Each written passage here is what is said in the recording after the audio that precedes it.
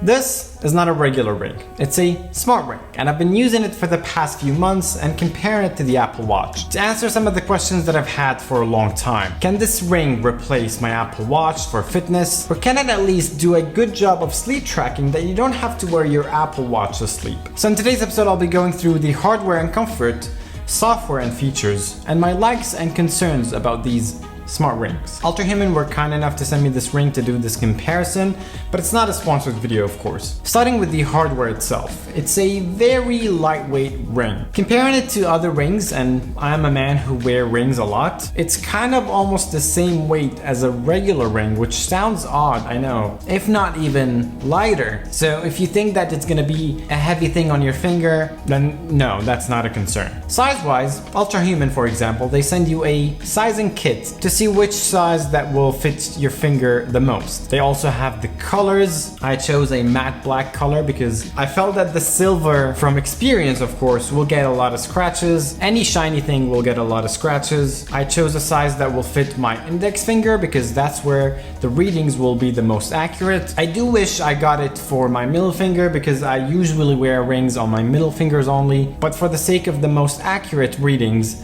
I got it for the index finger. FYI, if you're not a ring person, an index finger ring gets in the way a lot. A middle finger ring, on the other hand, it's just comfortable, you forget that it's there, and it doesn't get in the way whatsoever. And by the way, the rings that they sent in this sizing kit are exactly like the ring that I got in terms of shape and size, so you'll know right away how will it feel like when you get it. And don't think that the battery will be bigger on bigger sizes. That's what I thought at first, but no, they managed to fit the same battery on all sizes, which is good, and to keep it lightweight as well. Now after I got it, it's slightly chunkier than a regular ring, but because I'm wearing it in this way and because a lot of people are now getting into smart rings, it's getting recognized as, oh, is that a smart ring that you're wearing? I got that a lot. So it will be recognizable as a smart ring. In terms of comfort, it's a ring, it's a comfortable ring. It has a bit of a bump at the bottom,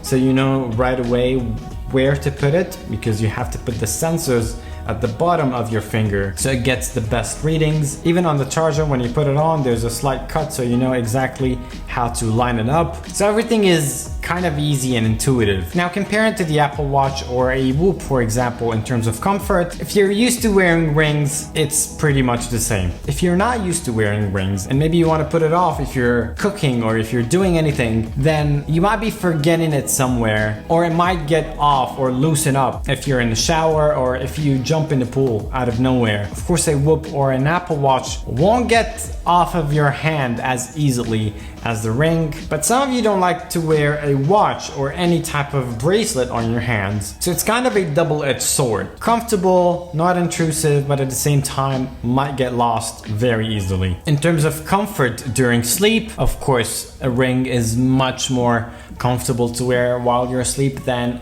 an Apple Watch or a Whoop. Even till today, I've been wearing smartwatches for years now. I still sometimes adjust my Apple Watch because it's too tight sometimes or too loose, and my wrist size kind of changed while I'm asleep because, you know, it could expand and more blood is going to be flowing there. On the other hand, if you're wearing the right size ring, which is not too tight of course, because also your fingers expand while you're asleep, then you'll find a ring is much more comfortable. Now moving to software and features, here where things get questionable. Believe it or not, this ring has few features that the Apple Watch doesn't, which raises the question of, if a ring this size can fit these features, why an Apple Watch can't? Like for example, the stress levels. I loved having stress levels on the Galaxy Watch back in the day, and they were pretty accurate. It's sad that we don't have it on the Apple Watch, although I think we have all the sensors needed for that. On the other hand, on the ring, we do have a stress indicator in the app that shows that if you're stimulated or relaxed or stressed,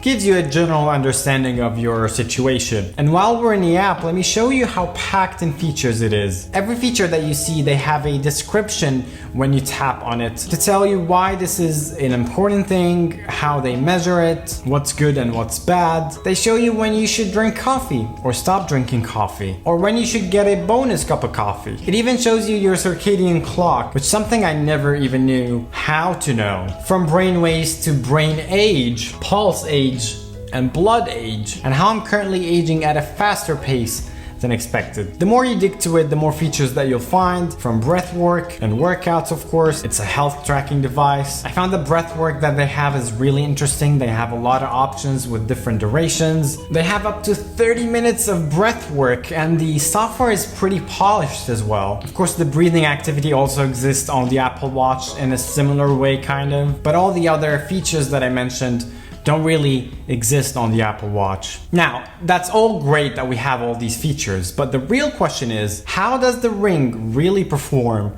in real life? And here where my concerns start. See, I've been testing this Ring for quite some time and comparing numbers to the Apple Watch. Now, the Apple Watch is not the most accurate tracking device. It's one of the most accurate in the market for public consumers. And because of that, we can really rely on it to some extent. Starting with sleep tracking, which I found it very similar to the Apple Watch in general. Now, here's the thing. On my phone, I use an app called Auto Sleep to track my sleep using the vitals coming from the Apple Watch, and at the same time I see and I look at the sleep tracking from the health app also coming from the Apple Watch, but two different apps using the same sensors, getting the same information, yet producing different results. Not drastically different results, of course, which would tell you that each software would understand vitals in a different way. And sleep tracking to me is all about knowing how long I slept, if I have sleep depth or not, and also how much deep sleep I got, or REM sleep or light sleep. The Ring did a good job of that. It gave me kind of similar deep sleep, REM sleep, if I woke up maybe at night or I didn't, if I moved a lot, and the general look of it and the hours in general, kind of similar to the ones on the Apple Watch. Now, moving to other readings that were slightly further away from the Apple Watch, like heart rate. Now, technically, heart rate readings should be better from the index finger than the wrist, but Apple Watches have consistently gave us good readings of heart rate. Then I'm more confident, of course,